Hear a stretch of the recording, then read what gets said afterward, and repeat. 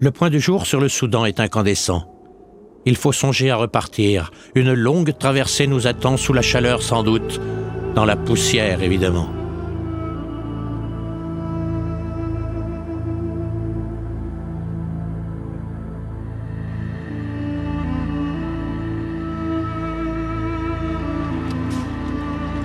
Sur la piste, de gué en gué, de village en village, on pénètre un territoire soudanais fascinant. Mais ce n'est pas encore le désert.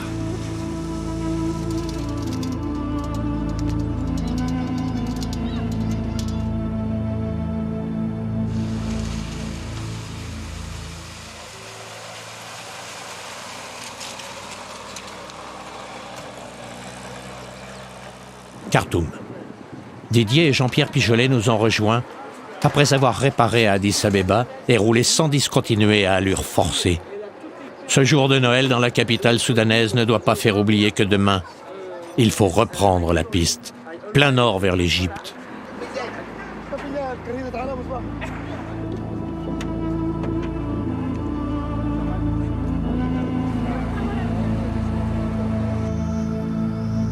Le désert est là, comme un nouveau défi aux équipages, avec ce sol aride qui se consume devant nous.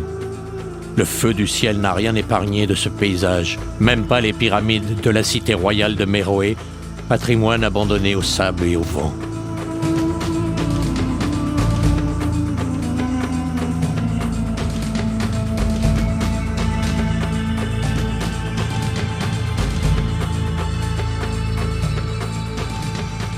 Y a-t-il une âme qui puisse vivre ici? Oui, naturellement, puisqu'un enfant avance d'un pas sûr à notre rencontre.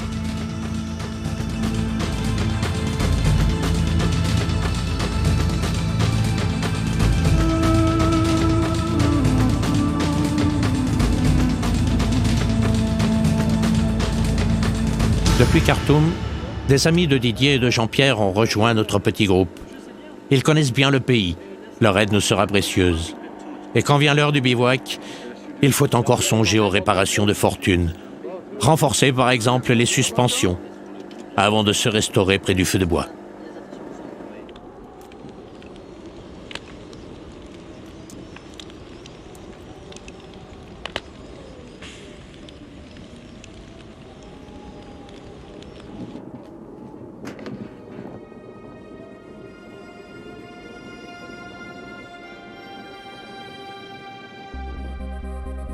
Il n'y a pas d'autre solution que de repartir dans ce chaos minéral, entre le Nil et la voie ferrée transsoudanaise.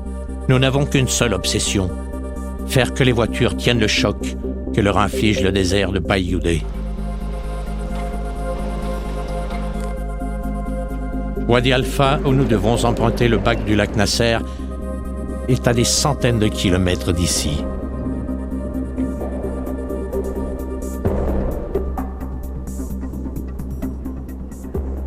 De sables en cailloux, dans cette immensité de désolation hérissée de collines déchiquetées, alors qu'un train fantôme glisse à l'horizon jusqu'à une gare étrange, aux bâtiments coniques, nous traçons inlassablement notre chemin.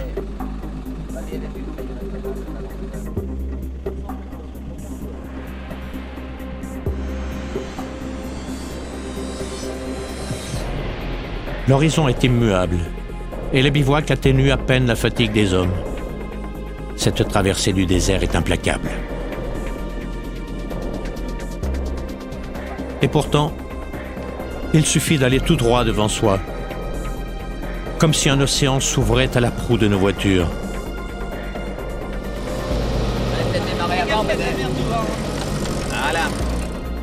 Rouler, rouler encore, coûte que coûte, dévorer cet infini inhospitalier, prendre la mesure de ce gigantesque espace nu, c'est le quotidien auquel nous devons nous plier. C'est à ce prix qu'ensemble nous toucherons port.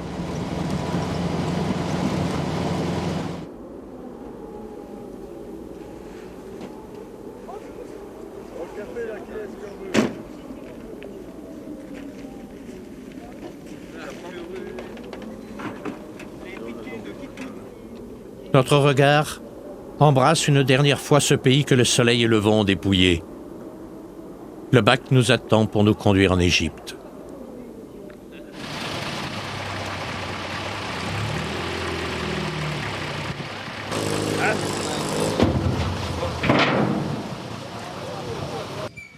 Wadi Halfa est un port des terres profondes. Son originalité est d'être au débouché du Nil, dans le lac Nasser. Il ne s'y passe quasiment rien, mais pour nous, il est le passage obligé pour rejoindre le Caire grâce à un bac dont pendant 4 jours jusqu'à Assouan, nous découvrirons les charmes. C'était quand même le clé du raid, ce bac. La barge, en fait, n'avance que grâce à une péniche arrimée à ses flancs.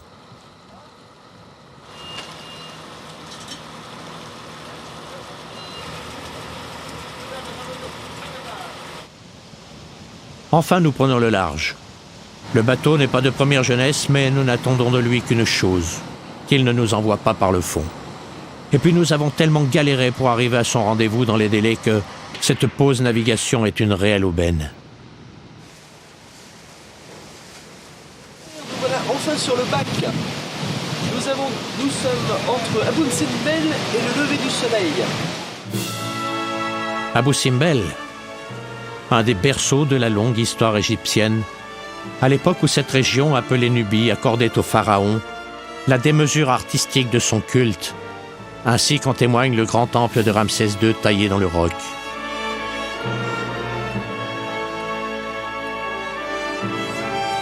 Nous n'avons hélas pas le temps de visiter cette merveille monumentale. Le bateau trace imperturbable son sillage, et nos compagnons de voyage manifestement ne sont guère concernés par les temples de la Haute-Égypte. À bord, la vie, c'est une forme d'oisiveté. De toute façon, il n'y a rien d'autre à faire qu'à regarder passer le temps. Ici, on se rase, là, on vit à fond de cale. À côté, on s'offre une petite coupe. Faute de distraction, la croisière ne s'amuse pas, mais elle s'arrange pour tromper son ennui. Le lac Nasser est si calme que la nonchalance fait force de sagesse. Il y a le ciel, le soleil, la mer, et cette route rectiligne dans le bruit des moteurs et les odeurs de gasoil.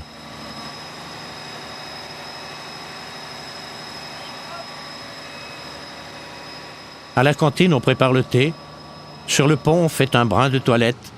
La cheminée du remorqueur fume et le pilote veille.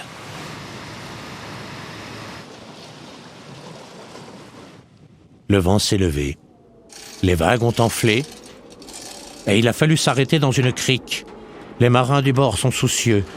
La barge et le remorqueur doivent être plus solidement arrimés, comme doivent l'être les véhicules sur le pont. Alors chacun s'active, tandis que la houle frappe les coques des embarcations. Selon les marins, il y a danger à s'aventurer sur les flots. Nous sommes nerveux, surtout parce que ce retard peut compromettre notre arrivée au Caire, puis à Tunis où nous sommes attendus. Le vent a fini par se calmer. C'est bien le moins qu'il pouvait faire en ce 31 décembre, alors que nous naviguons vers le 3e millénaire.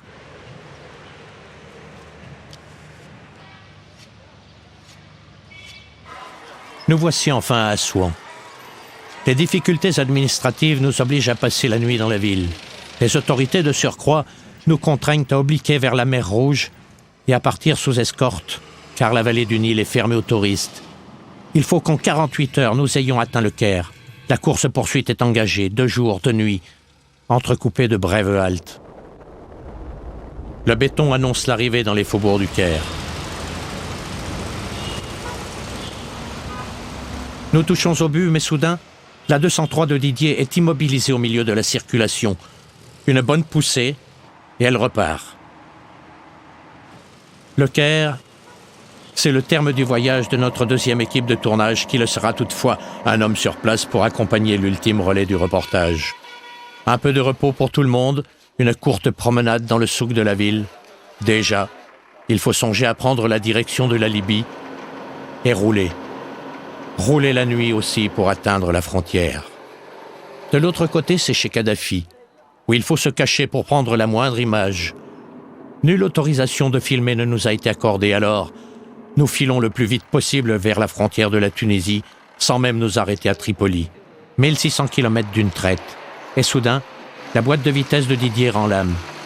Une seule solution, remorquer la voiture jusqu'au ferry qui nous attend à Tunis. Au revoir l'Afrique. Nous en avons terminé avec notre périple transafricain. Les péripéties de ce long voyage s'inscrivent sur les feuilles blanches ou dans un regard nostalgique. Marseille, Notre-Dame de la Garde, l'émotion de retrouver sa terre. C'est l'hiver en France. Et la chaleur, cette fois, est dans l'accueil que les Savoyards d'Aix-les-Bains réservent à leurs compatriotes, héros d'un voyage qui les a fait rêver. Je crois qu'une aventure sans souci n'est plus une aventure, ça serait trop facile. Et une traversée d'Afrique, ça se mérite. Et en tout cas, nous l'avons vécu quotidiennement avec beaucoup de soucis, beaucoup de stress, mais surtout, on ne voulait pas affecter notre équipe, puisque nous étions 3 voitures et 7 personnes. Donc on a toujours voulu garder force et courage et ne jamais montrer un minimum de peine ou de grande inquiétude.